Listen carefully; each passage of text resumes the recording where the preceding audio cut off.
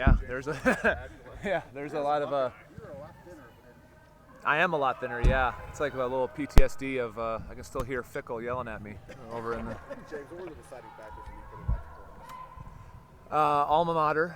You know, obviously it's I love the game of football. You know, and I love working with young people. So that's why I got into coaching. You want to impact the kids on the field, but more importantly, you want them to leave after building relationships with them as better men, you know, and as hopefully give them an example of what being a good husband and father can be. The same thing that Luke Fickell did for me, and same thing Jim Tressel did for me. And so you pair that with your alma mater, you pair that with Columbus, Ohio, and you know, when it became something that could happen, I asked my wife and our girls, and you know, it was pure giddiness at that point that we could be coming back home. So it was a great opportunity, and thankful for Coach Day for providing it.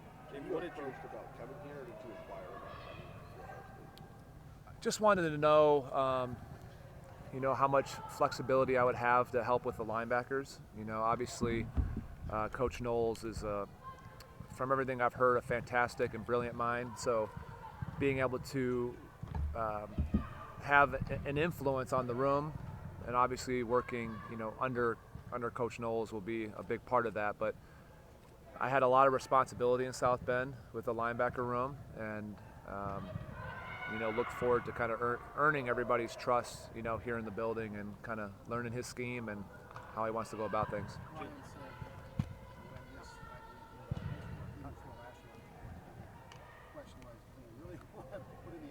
Yeah. Yeah. What is it about coaching that made you decide, yes, this is something I want to get into? Yeah, I mean, the hours are, they're tough. You know, recruiting is a world that, you know, you're now being in it for a year. It's a 24/7 deal, you know, and so it takes up a lot of your time. But if you're organized, you can make it all happen, and still, you know, be a big family person. But I think for coaching, for me, it's you're impacting young people in the game that you love. I've played this game since I was in 4th grade. I've loved playing it. It's been obviously a deep passion of mine. I loved being still around the game when I was doing media. It was just close enough, you know, to get the juices flowing. And then I had to find out whether I wanted to do it. And so I just took an opportunity, and I'm thankful to Marcus, obviously, for giving me that opportunity and trusting me to put in that work. And you learned a lot about yourself throughout the last year. You know, when you don't have a template for how you want to teach, you really got to start from scratch and like, all right, how do I want to teach these guys the position? The last time I had talked ball in a locker room setting was when I'm with the New Orleans Saints. So the level of which you can talk football and route concepts and alignments and all that, you have to kind of pair. You forget what they don't know, and then each kid's different, right? You got to teach player A and player B maybe completely differently. So learned a lot about myself as a teacher, and then by the time fall came around, I felt like I was in a good rhythm.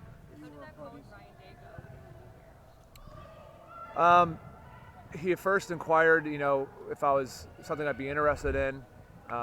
I said I have to check with the boss, who is my wife. She was, you know, absolutely, you know, as long as you feel like you'd be happy and have the same kind of impact on the linebacker room that I did up there. And then it just kind of kept going back and forth. He was, you could sense his passion that he really wanted to bring me back, and that he thought the timing was right, and that he really thought that I could help the room and help Coach Knowles out and just kind of be another voice there to kind of help. So I think his determination was kind of the factor of, yeah, this isn't just a, you know, an information call. It's something that they really wanted to get done. So. You know, I hate to let people down just by nature. That's who I am. But it was tough because like Marcus and I go back, I mean, to freshman year, and you know, in each other's weddings and the whole deal. So thankfully, Marcus was great about it. basically said, if that's where your heart, if that's where you want to be, and that's where your family wants to be, he's like, then go back home. I was worried that you never know how people will take that. It's a very competitive industry, and I love Coach Freeman, but he was supportive in the sense of like, we're always going to be, like, our friendship isn't going to be altered by this. And so we've talked plenty of times since, and so I'm confident that we'll continue to stay close and be fine. Yeah, I mean, it did when you pull up to the Woody, and now they got the fingerprint thing now. Before it was something different, but of course it does. It's hit me, and just seeing being back in these colors and being back home, and it's just awesome. It's awesome to be back, and I'm just thankful for the shot, really. How inspiring is it to see what Brian Hartline has done and Yeah. kind of a similar path to what you're taking now? Brian's done, obviously a great job. To see the growth that he's had, and to see, obviously his recruiting is incredible, but also just the development of that room, and to see him continue to grow has been encouraging. He's a great example of what can happen, and a lot of there's timing issues there as well, and I just love how he has taken every opportunity and he's been ready. Like, opportunities present themselves as players, as coaches, but you have to be ready for the moment. And he was definitely ready for the moment, and that wide receiver room has taken off, and I know he's excited about the new challenge and the promotion. But it's he's a great example of just a guy who put the work in, willing to go, and a good template for former guys who want to come in and try to work and aspire to kind of grow in this profession. Do you have like a long-term goal of where you want to get to as a coach, or are you just kind of in the moment right now? No, I think for me, it all starts with, can I be the best linebacker coach in the country, and can I aspire to do that at my alma mater? I think that kind of, to me, is the first thing that comes to mind, and so I'll attack this year with that vision, and already trying to dive in the playbook on Coach Knowles and what he likes to do and the techniques he likes to teach. And just kind of figure out the system in that way. I was joking with Tommy earlier that he might have to install the first few defenses to me, and teach me a little bit, which will help him. Once you are able to teach it, it helps you relearn it. And so, we'll watch some tape together, hopefully next week. And so, it's just how do you go about immersing yourself in all the details of the scheme, and then building from there. And so that's the way I was as a player. I had to know it all, or at least try to know it all, because I was never a player that you take a few false steps, you're going to track somebody down. I had to be on top of it. I had to use anticipation. So just try to use the same mindset, as a coach. You said that you were a GA, Mhm. linebacker. Yeah. What is the kind of the delineation of duties? He said, I'm going to delegate a lot of this position stuff to you. Yeah, we did some position-specific stuff even today, during the workout. Team run this morning, and it's like, go ahead, go run individual, So I think as long as it's coaching the guys up, that'll be you have to make sure you're always speaking the same language as the D coordinator, especially when he's the linebacker coach. And I did do it a year ago under Al Golden. I was trusted with the linebacker room, but you're making sure you're speaking the language of what you can't be saying stuff that is, contrary to what your boss wants to be taught. So I'm still learning all those things, but from my understanding, it's, hey, really go and attack it and coach the room, so film study, preparation, individual drills, and give him the freedom that he really had the last few years of his career, from my understanding, is the ability to kind of walk around practice and kind of see different areas of the game. I don't know that he had somebody like you last year. Yeah, from my understanding, Coy did a lot of work with those guys and was able to do, a lot of the individual with Jim. And so, we'll see. I'm sure this thing will evolve too as you go through the spring and you kind of figure out I mean, you're meeting each other for the first time, you're working together, and I'm just here to support, him in any way possible and kind of see it. If he wants to do it a certain way, we'll do it that way. How much does it help that you've got veteran guys in the league? Yeah. Well, it's a huge blessing, and I learned that last year because the group that I coached at Notre Dame these are guys now that this year they are fifth-year seniors. So they were already guys who had graduated, seen a lot of football. I think that was their third D coordinator. So they had certain knowledge of the game that you could start with. And so the passion was really like, these guys are fine, but it's the young kids who didn't have that experience that you're truly trying to build up. So it'll be a fun really just kind of getting to know them as people. And I think when you're a coach of players, you have to invest in them personally. And the more you know them personally, the more you can get out of them. And so I told them the day after the workout, I can't wait till my family gets here so they can meet my daughters and that my daughters will wear them out. But you try to bring them into your family because there will be times during a season when, whether it's something personal in their lives or whether it's the season, like not everything's all hunky-dory, and they got to be able to know that they trust you, and then you're able to push them harder, when they trust you. So Seems like You had said excited. that. Go ahead. You had said that the last time you talked ball was with the Saints, and you're talking to probably a couple 30-year-old linebackers. yeah, Then you have to go next time you talk ball, and you're probably talking to 16 and 17-year-olds trying to convince them why they should go to a school. Did you have to learn to fall in love with recruiting over the last year? And when you said that you wanted to see if you liked coaching, how much was that like, do I want to be a coach? How much was that of the recruiting process? recruiting's definitely part of it. Do you like it? Yeah, you have to like it. I mean, you gotta love it. And recruiting is relationship building, and you're trying to figure out what's important to not only the kid but what's important to the family. And you just have to be willing to be consistent and build those relationships. And if you're not willing to put in the work and the time to make phone calls, to consistent, like the only thing that I haven't done in recruiting, because I'm a GA technically, is be able to actually go on the road and see high school coaches. But as far as that, like I met with all of our linebacker recruits as if I was the linebacker coach. So I would have a 30-minute meeting with them, and then I would take them to, the DC/LB coach, and then he'd go to free. Like, so I had recruiting presentations. I had ways of connecting with the family. I was responsible for phone calls. So you have to just be consistent in that respect, and really just you're building a friendship and you're getting to know people. And so the way that you always start to like people as you get to know any like friend is you have to listen, and you have to ask questions, and you have to be authentic. If you're trying to kind of cut it all short and skip all that, people will find you out really quick. I think it was like 15, 14 years ago that a linebacker at Ohio State decided that after a national loss, he was coming back for a senior year, probably could have went to the NFL.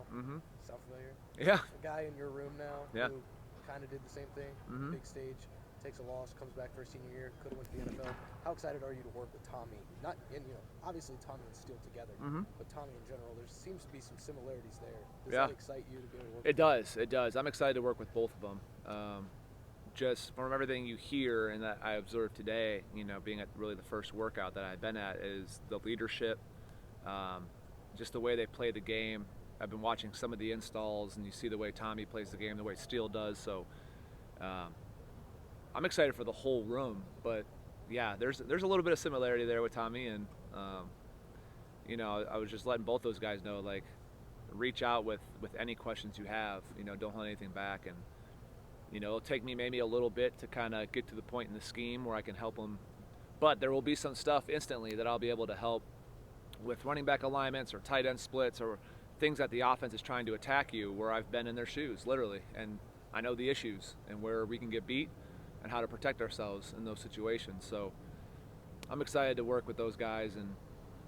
But really it's the whole group, and just really you got to earn their trust first, and you got to prove that you care about them, and that's already started.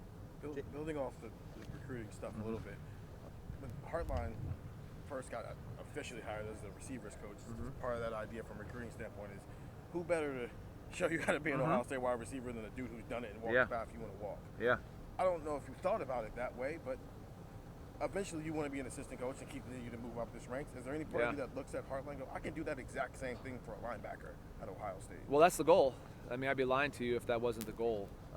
Ohio State's such a storied program and such a unique place that it should be a wide receiver U, it should be LBU, D-line. Like, you should have all of that. I truly believe that. Now, selfishly, being a linebacker, I believe that any defense stems from having alphas in the linebacker room. I feel like they have to push the whole defense forward. So yeah, that's the end goal. It's a lofty goal, but I mean, when you're at a place like Ohio State, you come here, and once you've lived it, you understand what the standards are. And so it takes a special young man to understand, like, the standard is to win every single game. Like, and sometimes when you're playing teams that aren't up to your talent level, it's not just to win it, but win it impressively. Like, that's the standard of what being a Buckeye is, and that pressure isn't for everybody.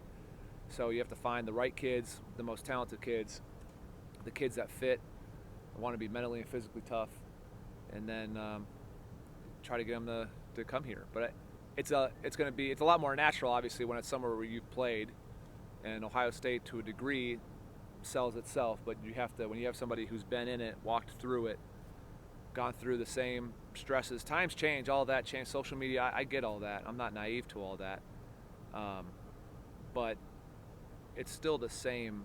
It's the same stuff as a young man that what you're going through. So I can relate, to a lot of these young men, what they're going through, and I can help kids who haven't been here, that want to come up and visit, give them an absolute honest perspective of what it's like to play here. And from just a talent standpoint, what you've gotten a chance to see from CJ, does he remind you of anybody? Just kind of your initial thoughts on a kid coming to his second year? I mean, just a ton of talent, unbelievable movement skills, looks the part, and just really excited to get to know him and to continue to work with him, because you can see the talent there. I mean, it just pops on the field, and kind of the way he moves, and just watching him run today was impressive. So there's a lot of facets to playing LB, but when you looked at all the guys and you're like, man, yeah, he's an impressive looking kid, and so I'm excited to get to work once spring ball starts. You're not able to go on the road recruiting, but you still have to navigate the NIL highway. Yeah. How are you adjusting to that? How is this maybe different? I hate to compare one place to another, but it's different, at an ND to here, and how do you do it? I mean, really, you're pushing along those conversations really up the chain. Okay. That's what we did there at Notre Dame, and that's what here. I mean, it's only been a few days since I've been back, but it's one of those things where, like, as a grad assistant, I can't guarantee anything. So it's obviously a constantly evolving thing in college football right now, and you're always trying to figure out what's real, what's not. Does it even matter? There's a whole lot that goes on with it. And so all I know, like, when it comes to that, I don't really try to worry too much about the NIL aspect. I try to worry more about, like, do I have an honest enough relationship with this kid and his family to where he trusts me to develop him, and then if that's a factor in his decision, the power of Ohio State will come through. I'm curious, just logistically. I don't know. Maybe you've answered this. Did you have a place in South Bend? Did you rent? I mean, no, we sold the house here, moved there, wow. And now we got to do it all over again. Okay, I didn't know.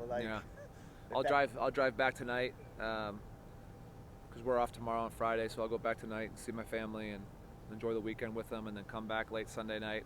It's like deja vu, doing it all, but I was doing it the other way. I was doing it the other way last year, so.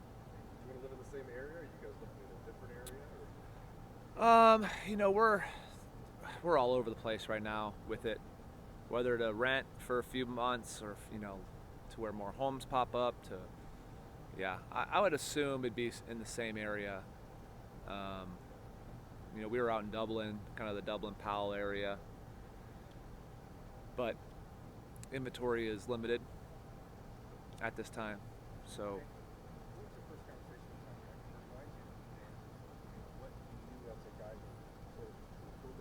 Now, what was that connection like? Did he grunt or did he speak? Because Jim said that some of his first conversations were just in grunts. Yeah, no, it was we first text communicated, and I asked him to put me in a group chat with all the guys, just to introduce myself to everybody and become available, and obviously get their numbers. But no, we've talked. He just basically shared his excitement to learn from me as much as he can, and I just told him, like, look, I'm looking forward to just to getting to know each other and to putting that time in the film room and studying the game, and we'll just kind of see where this whole thing goes. But told him that I really respect him as a player from everything I know from afar, and the more you watch, the more you're just impressed. So I'm just excited to continue to dive into all the tape and kind of see maybe where I can help, and to then, heck, in the areas where he's strong, just continue to build on what he's already accomplished. How many words did he express his excitement? Oh, I don't remember. Yeah, you're right. I mean, he's not the most long-winded, but even today he's like, hey, whenever you want to watch tape, let's get after it. So there's not much fluff, which could be a good thing. You mentioned about how different this job could have been for you if Tommy and Steele had decided to not come back. I mean, would it have changed your mind? I'm not sure it would have changed my mind, to be honest with you, because there's only one place that's home. So having an opportunity to coach back where you were living, in a place where you played, your alma mater, it's just so easy and natural to sell it, to people who are coming in and to pour your energy into it. And not that I didn't. I mean, I poured everything into Notre Dame while I was there, and I was blessed with a really mature, really good room of linebackers and guys that I'll be fans of, as their careers develop.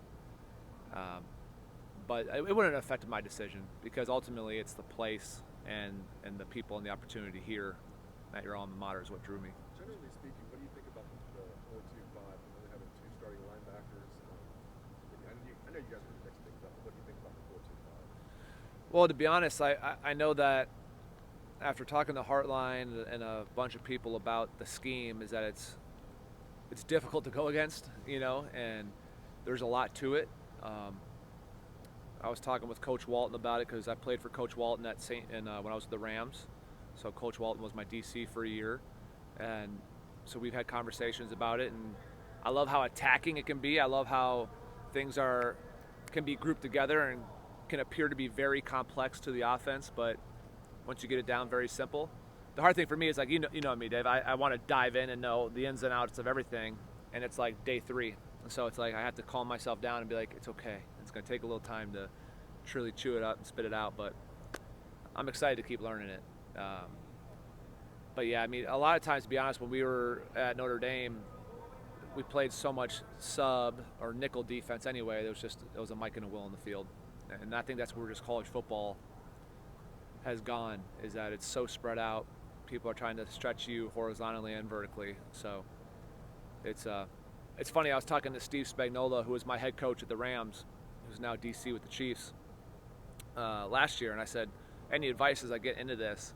And he said, coach offense. It's getting too hard to he said it's too hard to coach defense in football anymore. So that joke has always kind of stuck with me. You mentioned that you sold your house here. Would you have ever guessed a year ago that you'd be back here now?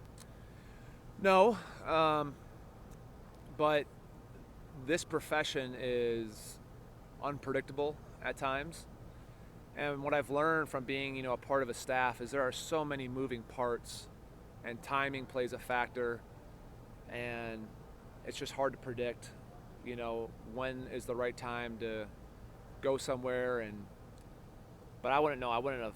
If you would have said, hey, you're going to move to, South Bend, Indiana, and then come right back, I would have said, like, yeah, I would have rented. And then it would have been like, no way, I'm not sure there's a path for how that would become available. So the timing was right, and I'm thankful it's here. James, Coach Day said there were conversations before you took the job with Notre Dame. Mm-hmm. What were those conversations like? He said he wanted to make sure you were ready to be a coach. Yeah. I think he referred to it as crazy enough to be a coach. Yeah.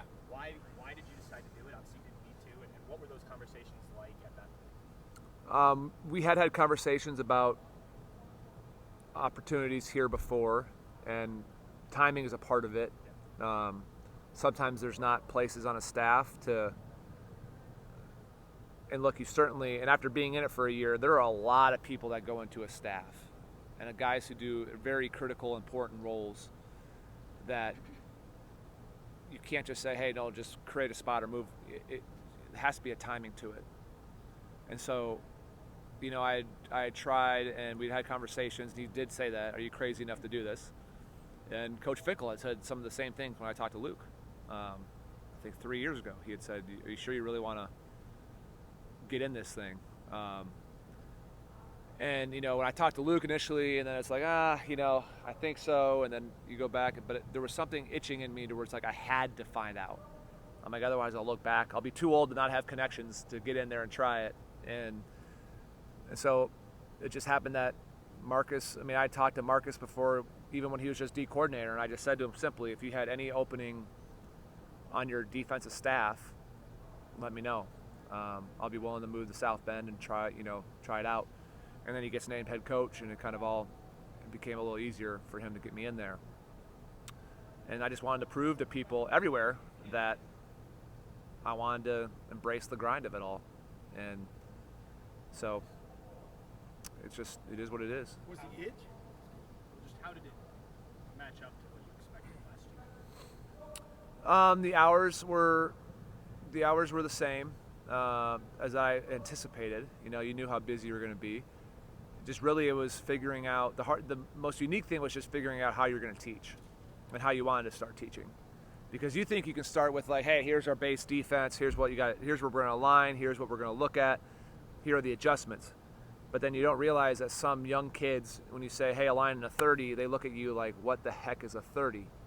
And you're like, oh my gosh, I'm trying to teach you about wide receiver splits and what routes to expect and all. Like, you got to start with the basics.